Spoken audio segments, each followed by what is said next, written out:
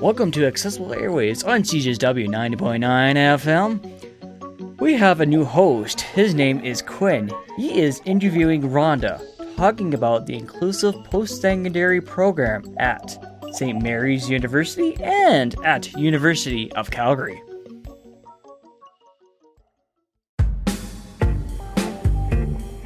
Hello and good day, listeners. Welcome to a special interview here on Calgary's community and campus radio station, CJSW 90.9 FM. My name is Quinn, and this past August, I had a chance to interview Rhonda Frizzell, the former executive director of the Inclusive Post-Secondary Education Program here at the University of Calgary. Hello, Rhonda. Welcome to CJSW, and thank you for coming in today. Thank you so much for inviting me, Quinn. I'm glad to be here.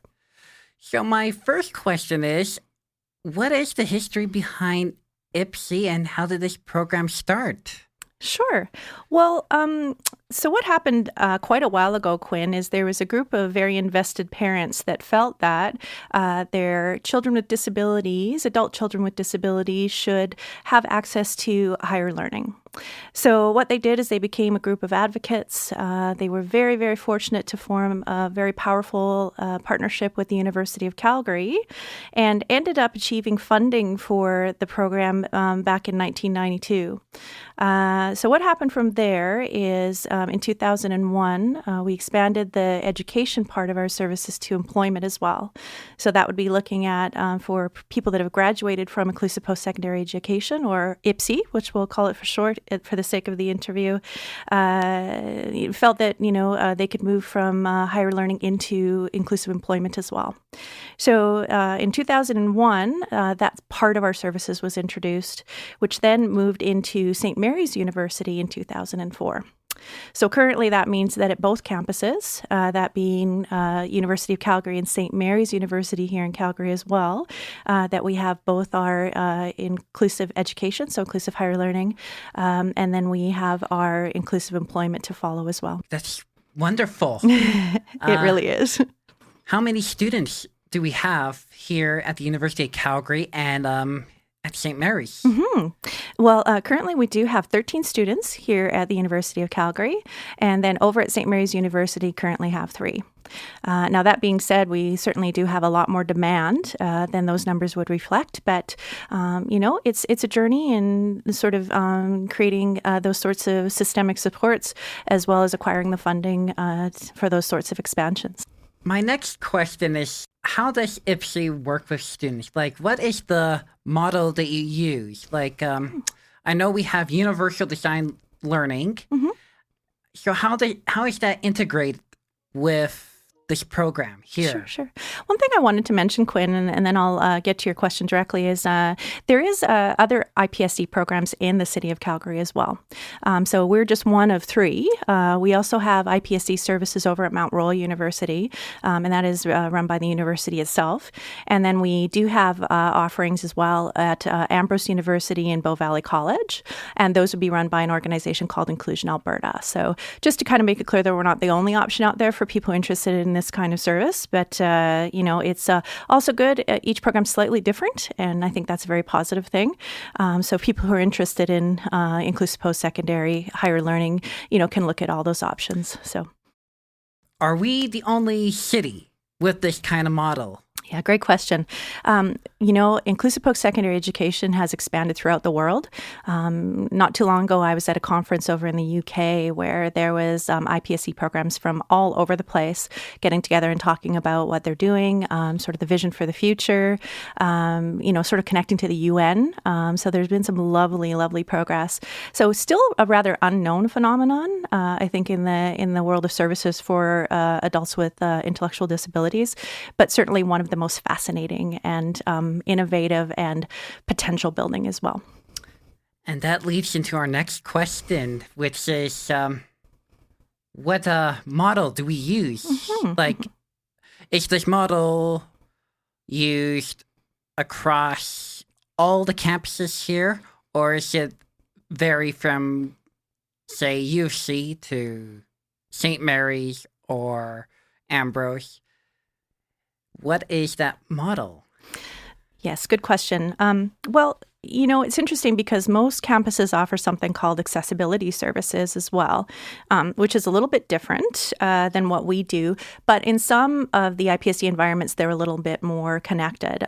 So accessibility services, for example, here on the University of Calgary campuses offer accommodation services for any student, whether that be a temporary need for some accommodation services or something a little more long-term.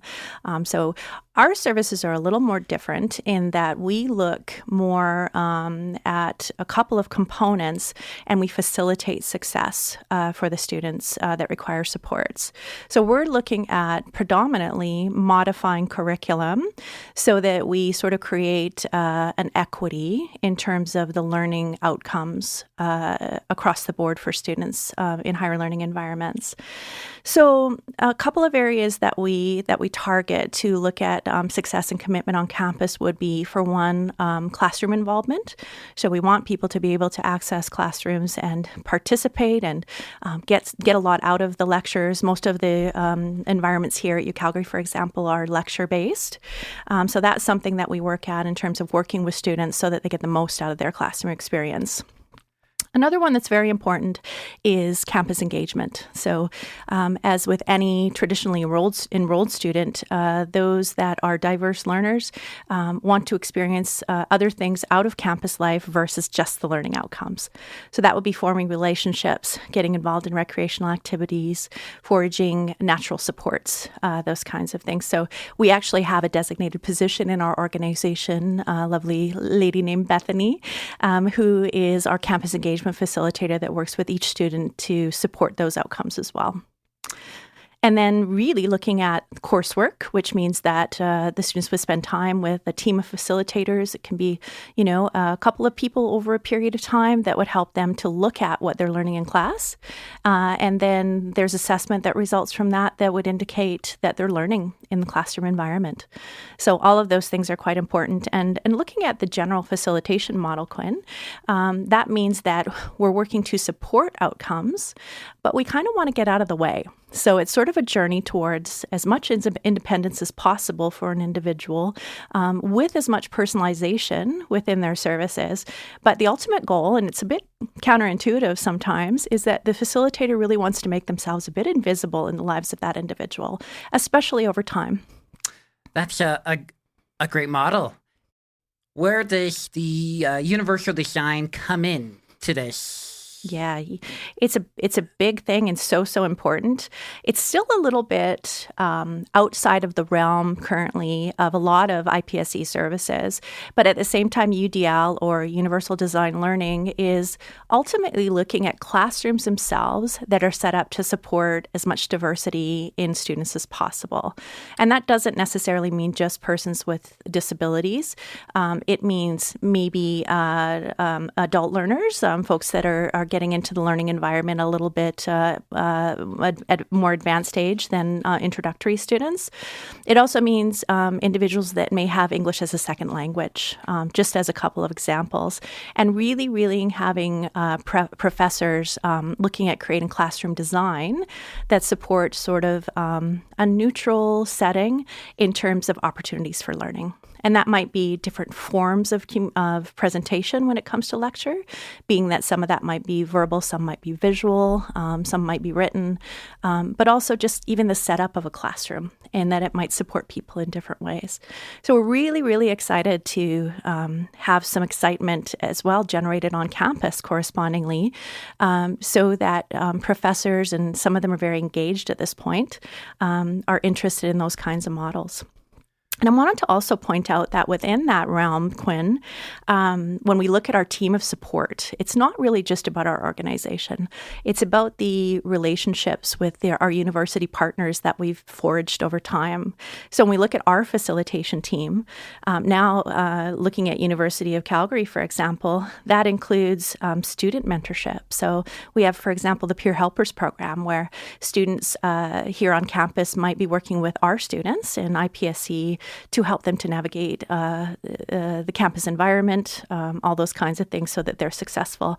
And in turn now, and I know you know a little bit about this as well, we're looking at being part of student orientation for new students here at U Calgary this fall. So our students now are in turn going around and able to have those opportunities reversed. So we think that's really, really great. And also wanted to really, really clearly state that part of our team now is professors and teaching assistants. So all of us work together in terms of looking at the outcomes for success. But most predominantly, I have to go back to the relationships with university partners. Without those, the programs that we have here wouldn't exist. And we certainly now have access to all kinds of services on campus through them that help our students directly and indirectly. One thing I wanted to add as well in terms of our facilitation team now is looking at employment facilitators, which are also part of our team. Most of our students work predominantly on their studies and campus engagement, but we do some things with students that would indicate their journey towards employment, because that is really our ultimate outcome when we look at education services is employability. So over the summer, for example, this summer, we're working with a wonderful program here in the city and beyond, certainly called Mentorability. And that means that students can go into employment opportunities and sort of have a taste of what those things might look at so that they can garner sort of a bank of interest for the future. So that's been really wonderful. So broadening the world of the students is phenomenally important, and looking at their journey towards as many natural supports in their lives as possible. So as professional supports, again, we want to step out of the way so that, when they're beyond their experience at the university, they have created a natural network of support that they can use throughout their lives. I think that's really great to hear about that. The partnerships that have been built along the way with the University of Calgary. How is the partnerships with the professors and facilitators within UC? I think it's a very powerful partnership, Quinn. I think that the predominant relationship, though, is between the professor and the student. Again, we're just there to sort of provide the student with the opportunity and the skills, particularly looking at things like soft skill development. So as much as what happens here is very experiential and it looks at learning outcomes, soft skill development and things like communication and being a decision maker and a critical thinker and all of those things are going to help our students to navigate through those environments in any stage in their life. So I think that, us supporting the relationship with the professor and the student, it's wonderful. We have a couple of students who are even no longer in classes with certain professors that are still in touch with them, who might go and visit and have conversations and those kinds of things. And I think those are really, really important and powerful relationships for the future. That's amazing. So amazing. Absolutely amazing to hear about that. My next question is, how long have you been with IPSE? Right. You know what? I've been with the IPSE program for about 2.5 years, just a little bit over. It's been the quickest 2.5 years of my life because it's been an extremely busy 2.5 years. But, before I came into IPSE, I had not heard of the services. I've worked in this field, providing services for adults with intellectual disabilities for many, many years. But, I don't think it's still a common knowledge that these kinds of programs exist. So I think it's been some of the most important work that I've done, and really, really honored to be involved with such a great initiative and such a fabulous organization. I think this interview we're doing today will hopefully spread that message about this wonderful program here and hopefully get more people involved and throughout the city. So my next question is actually, what were your most memorable parts about your job here at IPSE? Right. I was thinking about this question last night and I was really having trouble because there's been so many. But I think that some things that as simple as the conversations that we've had as a staff team and with students and other of our partner relationships as well, things like just questioning the norms and looking at how we can do things differently and better, challenging our own ideas of what's been historically traditional services for adults with disabilities.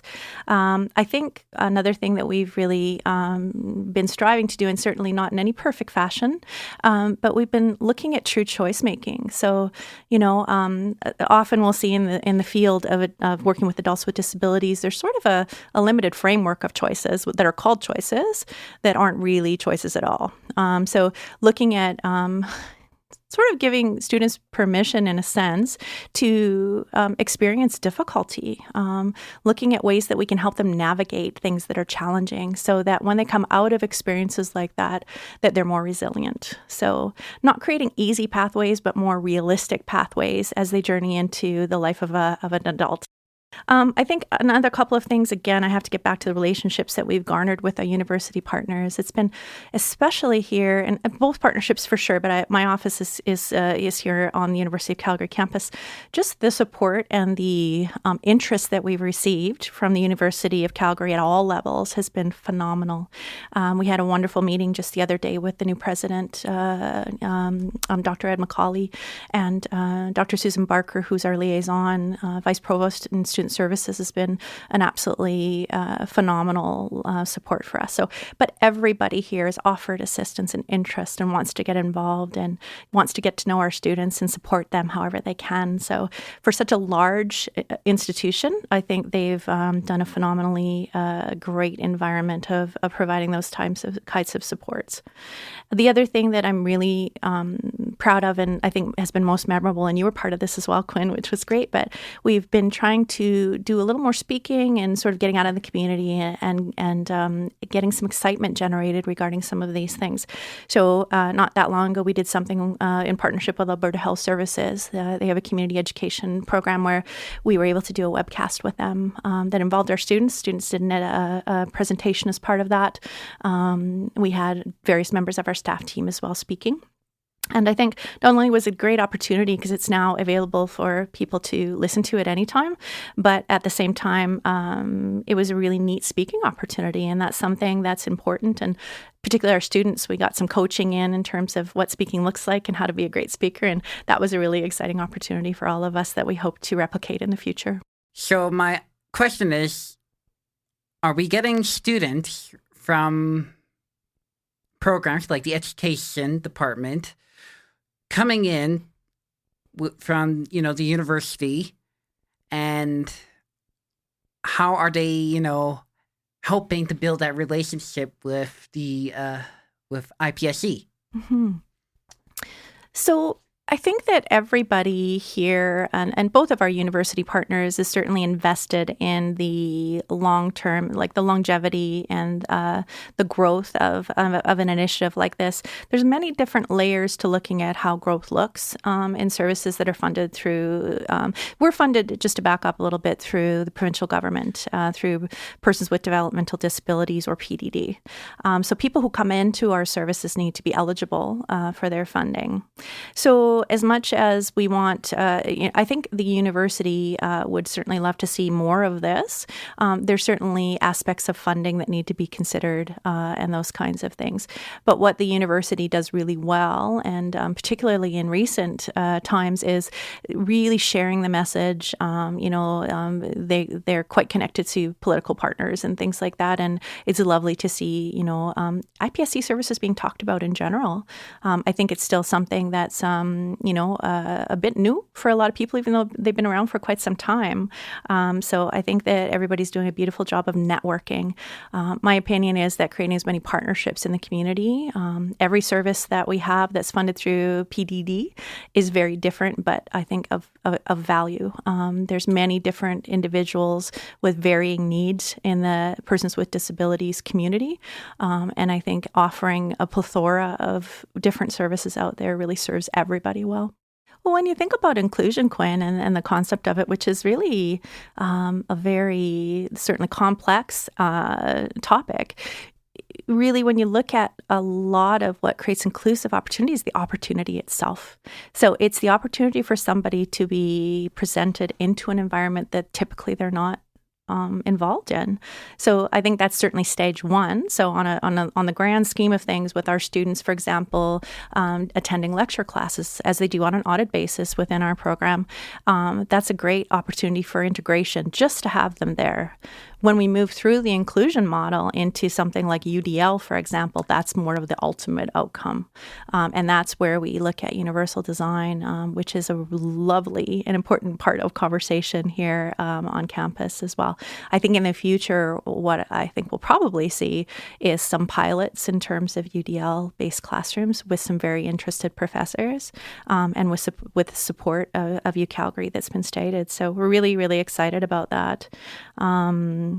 And again, continuing to build partnership in the community and creating community awareness and all that is really integral as well. Relationships are so important. Absolutely. Collaboration is the key. What do you hope for in the future for the growth of the IPSE at the University of Calgary? Mm-hmm. Well, I think just at the very basic sense of that question, I look at really just numbers. And I think looking at representation on campus, I mean, we certainly could accommodate many, many more individuals who want to get into services like ours. So, I mean, there's, I think, 30-some thousand individuals attending services here on campus, traditionally enrolled students. And I think our representation, being that we have 13 students, is fairly low. So lots of room for growth there. But as I mentioned previously, that's not just something that everybody goes, yeah, that's a great idea. There's many layers of decision making and complexity involved with that. Most predominantly funding. And things are, interesting with new government, of course, right now, and how funding will look in the future for services like ours. So I think it's also a really good opportunity for individuals to advocate for services like these that do promote inclusion and diversity and equity. That's always important. It is. Do you think that technology will play an important part in the future of education and inclusive education as well? I sure do. Technology is definitely something so interesting because it can be inclusive, but it can also be dividing, depending on where people's knowledge is in terms of technology itself. Do I think that technology is a part of modern higher learning? I absolutely do. And I think it's responsibility of services like ours to get on board with that so that we can embrace technological advances to the benefit of our students. And it's really interesting as well that a lot of our students that come into the service, and although we don't have an age requirement of any kind, but a lot of them are younger, so in their early 20s, and they already have inherently a much better grasp of basic technology and technological advancements than we do. So I think, younger folks these days sort of do come up with sort of knowing it from birth, whereas some of us who aren't in our 20s are sort of learning as we go. So I think they're helping us in a way to embrace technology as well, which is wonderful. I think that's a real win-win when we can kind of help each other in terms of some of those things. So sort of purposeful adaptation. I think that's something to describe it well. But it's just important that we're mindful of the trends and creating strategies for action in terms of technology as well. So what type of technology have you implemented with IPSE so far with getting the word out about this wonderful program? Right. So when we look at basic technological needs and apps and things that assist our students, there's so many and they're absolutely wonderful. So day-to-day things would be apps that would help people to create schedules, to be on time for things, to generate reminders, to remind people to take care of themselves. And those are all things that we advocate for in terms of facilitating success for the individuals that utilize our services. But it's so nice to have technological advancements that create that level of independence for them. And then looking at the bigger picture, Quinn, we're just starting to get into things that help us to share a little bit. And I know that you created something wonderful for us at one time, which was an amazing PowerPoint on campus life. So again, it's so wonderful to have a student sharing the word on in terms of how campus life is for a student. I think that's really, really powerful from a student perspective. And then in the grander scheme of things, looking at things like a website, which we just have up now. We're getting into social media. We've just kind of started some social media and that kind of thing. And just starting those initiatives with the corresponding conversations that they entice is always a good thing. So my next question, to kind of backside, what has been the relationship with, other universities with IPSE and discussing about, the future? And for, like, say, other universities like in Saskatchewan or in British Columbia, have anybody inquired? Oh, yes. Yeah, definitely. We've had some inquiries from organizations that don't currently have IPSC services within what they do. So it's always wonderful. We've had some people come visit to learn a little bit more and that kind of thing. So again, I think there's a wonderful, genuine curiosity that's happening. And I don't think a lot of organizations or institutions really knew it was possible to do something like this. So the fact that there's many different models related to IPSC out there right now that kind of look, again, slightly different, run in different ways through different models is great, because people can kind of look at those different options and say, hey, maybe that is something that we could adapt to what we do. So I think that, again, healthy curiosity is nothing but beneficial for everybody. It's like inclusion. Inclusion means everybody wins. So I think there's a real desire being reflected from organizations all around the world in terms of these kinds of programs, and being like, hey, we'd love to do that too. And if we can help in any way to make that happen through conversations, and there's lots of other good providers that can provide those insights as well, but we're always glad to have those conversations. That's wonderful to hear. Thank you. My next question is, what is the relationship between IPSE and University of Calgary and the province? So our partnership with the University of Calgary is based on a letter of agreement that we have. And that's simply that, we have a certain amount of students here. This is how we make things work. This is the relationship that we have with particular individuals here at the University of Calgary. So that's exciting to have. That's something that's been generated fairly recently that we're really so grateful for. And then when we look at the province, our direct relationship to the province is really more in relation to funding. So provincial funding is what generates the funding that supports our services, that provides funding for our program to provide to facilitators that make things happen on a day-to-day level. So there's lots of really interesting indirect and direct relationships that happen to make this work. And the best part of that is that everybody works together very functionally. We have a very good relationship with our contract manager and the coordinators at PDD. And again, just based on good, honest conversations, we've had very positive experiences through them. And again, we don't deal with the province directly, but we do hear the news. So we always hope that things are going to be continuously supported in terms of services like ours and other services for individuals with intellectual disabilities, and look forward to hearing how things move along.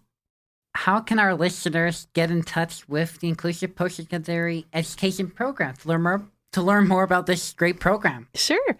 So one of the greatest ways is we have our offices here on campus at the University of Calgary, and as well we have facilitator offices over at St. Mary's University. But particularly here, we're located in the Education Tower. You can drop down.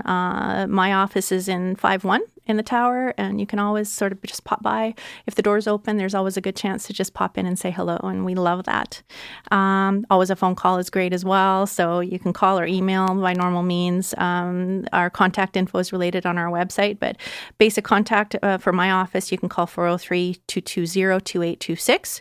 And then looking at our website, Facebook, Instagram, those kinds of things, you can search IPSE Alberta, or sorry, IPSE Society of Alberta, and you should have some good things come up through there. But always welcome inquiries and questions and those kinds of things. It's something that we really love in terms of those conversations.